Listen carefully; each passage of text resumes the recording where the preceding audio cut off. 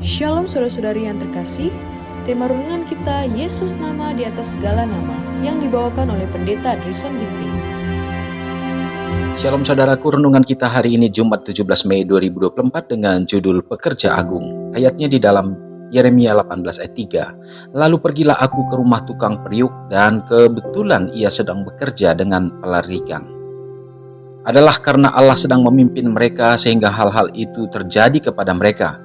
Ujian dan halangan adalah metode disiplin Tuhan dan syarat-syarat keberhasilan yang ditentukannya. Ia yang membaca hati manusia, mengetahui tabiat mereka lebih baik daripada mereka sendiri. Ia melihat bahwa sebagian orang mempunyai kuasa dan kelemahan yang kalau diarahkan dengan benar dapat digunakan dalam memajukan pekerjaannya. Dalam pemeliharaannya, ia menempatkan orang-orang ini pada posisi yang berbeda dan situasi yang berbeda pula, agar mereka dapat menemukan dalam tabiat mereka itu cacat yang tersembunyi dari pengetahuan mereka. Ia memberi kesempatan kepada mereka untuk memperbaiki cacat ini dan melayakkan diri mereka untuk pekerjaannya. Sering ia mengizinkan api penyiksaan menyerang mereka agar mereka disucikan. Kepastian bahwa kita dipanggil untuk menanggung godaan itu menunjukkan bahwa Tuhan melihat dalam diri kita sesuatu yang berharga yang ingin dikembangkannya. Jika ia tidak melihat dalam diri kita sesuatu yang akan memuliakan namanya, maka ia tidak akan menggunakan waktunya untuk memurnikan kita. Ia tidak akan melemparkan batu yang tidak berharga ke dalam dapur apinya. Hanyalah biji logam yang berharga yang ia perhalus, pandai besi memasukkan besi dan baja ke dalam api untuk mengetahui jenis logam apa itu sebenarnya. Tuhan membiarkan umat pilihannya memasuki api siksaan untuk membuktikan jenis wataknya, apakah mereka bisa dibentuk untuk pekerjaannya. Ahli tembikar mengambil tanah liat dan membentuknya sesuai keinginannya. Dia meramas-ramas adonan itu dan mengerjakannya. Dia mencabik dan menyatukannya kembali. Dia membasahinya kemudian mengeringkannya. Dia membiarkannya tergeletak tanpa mengganggunya untuk sementara. Setelah cukup waktu untuk dibentuk, dia meneruskan pekerjaan itu dengan membentuknya menjadi sebuah bejana. Dia membentuknya di atas putaran, kemudian melicinkannya. Dia mengeringkannya di bawah sinar matahari, kemudian membakarnya dalam tungku. Demikianlah, itu menjadi sebuah bejana yang dapat digunakan. Demikianlah pekerja agung itu, rindu untuk bekerja dan membentuk kita.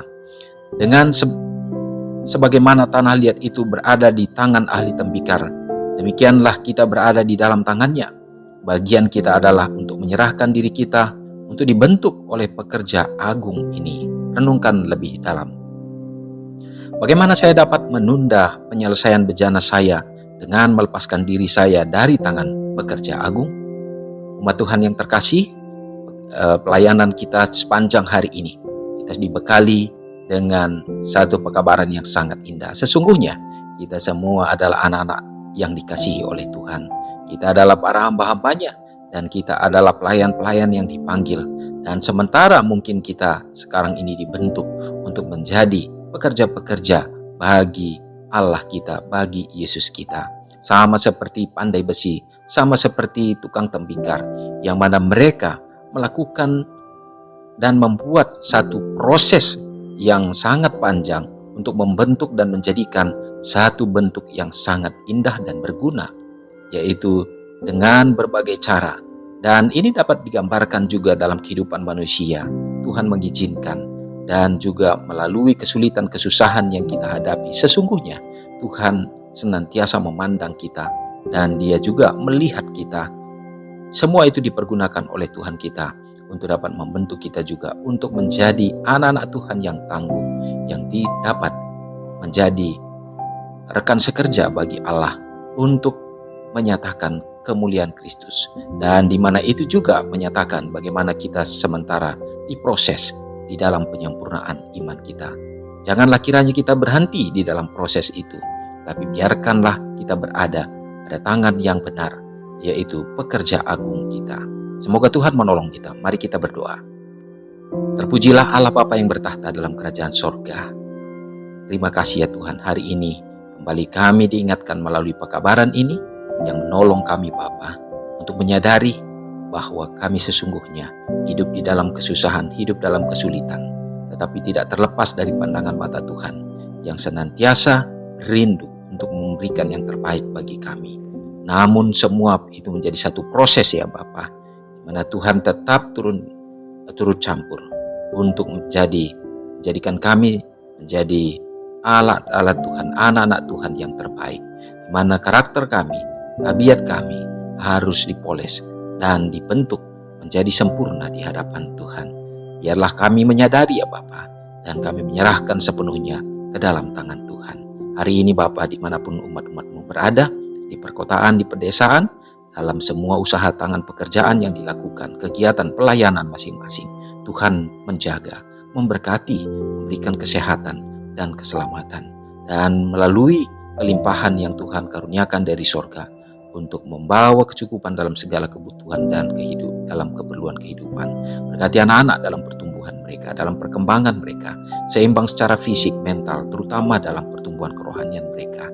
Demikian juga orang-orang muda ya Bapak, anak-anak kami yang sementara menyelesaikan pendidikan dan bahkan yang akan memasuki untuk jenjang yang lebih tinggi. Tuhan akan menunjukkan tempat-tempat yang terbaik bagi mereka yang membutuhkan pekerjaan ya Bapak. Biarlah Kau juga yang akan menunjukkan yang terbaik, sehingga itu semua menjadi saluran untuk bagaimana Tuhan akan menyatakan berkat-Mu bagi kehidupan masa depan anak-anak kami.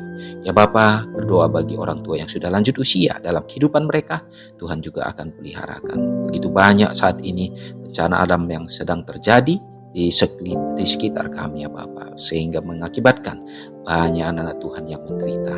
Biarlah berkat perlindungan Tuhan, bila mana mungkin Tuhan akan jauhkan segenap kesulitan, kesusahan ini.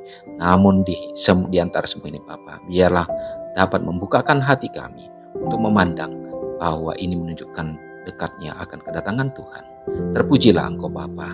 Biarlah hari ini hidup kami senantiasa memuliakan Engkau, sertai kami mengampuni dosa kami Tuhan. Dalam nama Yesus kami berdoa. Amin. Selamat pagi, selamat beraktivitas. Tuhan Yesus memberkati. Ingatlah Matius 5 ayat 13-16. Biarlah kamu menjadi garam yang mengasinkan dan terang yang menyinari kehidupan orang lain. Jangan lupa subscribe, like, dan share ke seluruh dunia.